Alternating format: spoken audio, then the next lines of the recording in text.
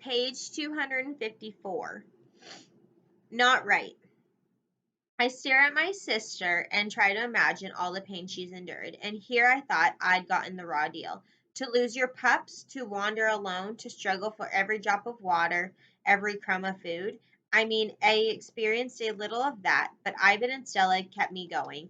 And then Julia and her family. Why me? What's so special about me?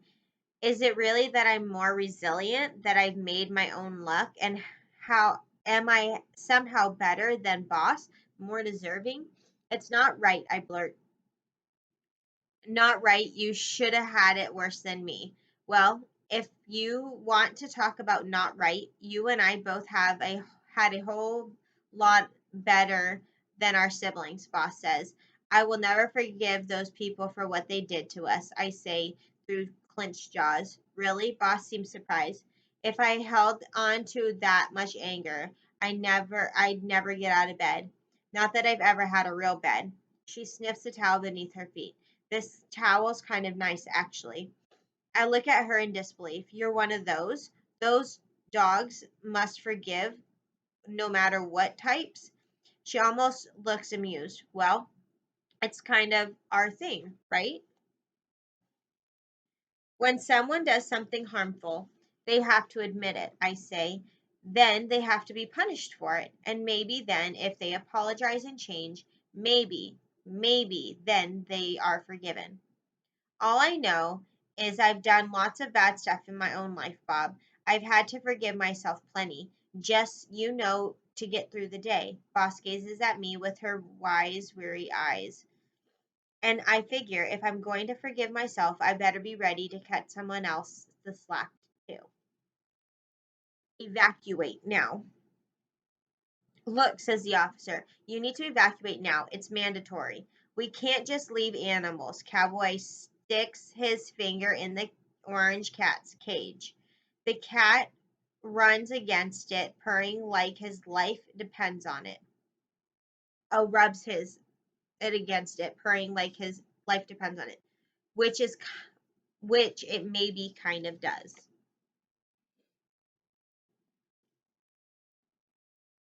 The officer sighs. You don't have a choice. We can't just leave them, says Boots, and I have to applaud her enthusiasm, even as I wonder why she's risked her own life for us. There's no explaining humans. Just got word the bridge over Big Fork Creek collapsed, the officer said. You gotta move. Boots snaps her fingers. Wait, you have a cop car, right? Yes, I have a vehicle, ma'am, says the officer, but the way the roads are looking, probably not for long. Okay, says Boots. So we evacuate. We evacuate every last dog and cat and gerbil we can get into your car. The officer presses his lips and takes them where exactly? Shelter at the high school. That's where we've been sending people. They're not really set up for it, but once we start flooding and the elementary school stop taking pets, they agreed to do what they can. The officer grumbles, considers, and goes for it. The three humans load cats and dogs and parakeets and hamsters and one after another into the police car, some in their cages and some including a couple of unhappy cats on a tug-of-war string.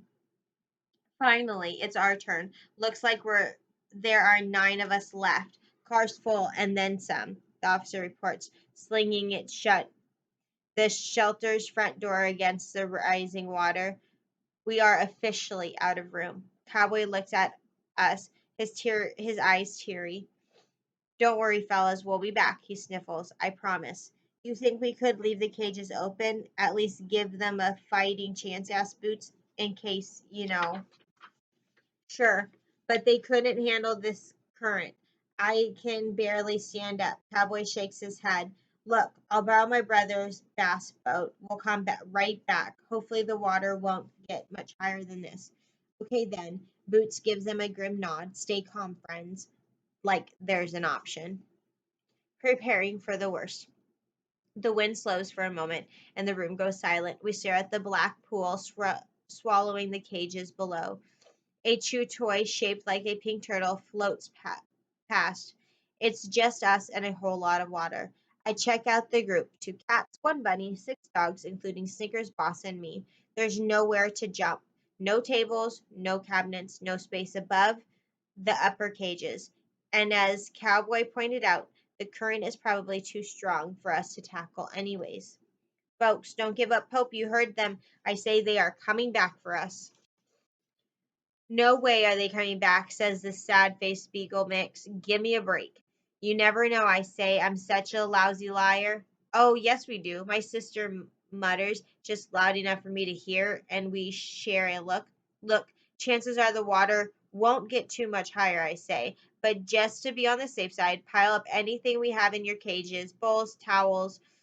Who died and made you the pack leader? Asked a big mutt with a graying snout. Well, it beats howling like babies, I say instantly. I remember landing in Stretch's domain. Howling like a baby is exactly what I did. I had a dog biscuit this morning bigger than you, says the gray muzzle. What about me? Someone squeaks. Does the bunny get a vote? Hold on, Thumper, says the orange cat. This clearly is a job for a higher feline intellect. No, a sharp voice raises above the din. Listen to Bob. He's annoying and his hygiene leaves a lot to be desired, but I've seen him get himself out of all kinds of scrapes. Thanks for the props, Snick, I say, especially the kind words about my odor. The wind groans. Something metallic hits the side of the building. We fall silent, again, waiting for more. The wind rattles, the walls shudder. It's like the building is as scared as the rest of us. So, Snicker says, breaking the gloom, you heard, Bob? Start stacking. How about a litter box? Asked a small white cat with dark green eyes. Would that work? Sure, I say. Use anything. The goal is to get as high as you can. And then what? Asked a young dachshund. Worst case, we swim for it, I say. That's actually not the worst case, says the bunny. No one want uh, no one asked what it is. We already know. I question. We do all we can do, which isn't much. The rain hammers, the wind shrieks, sirens come and go in the distance. I wonder what Ivan and Ruby are doing, and what about George and Julia? Where are they? How are they? Boss seems scary calm, tough as old jerky. She looks the way I want to feel. Before long, the water is lapping onto our floor cages. It's ice cold and moving quickly. 1 inch, two. Every now and then someone whimpers or moans, but mostly we're quiet.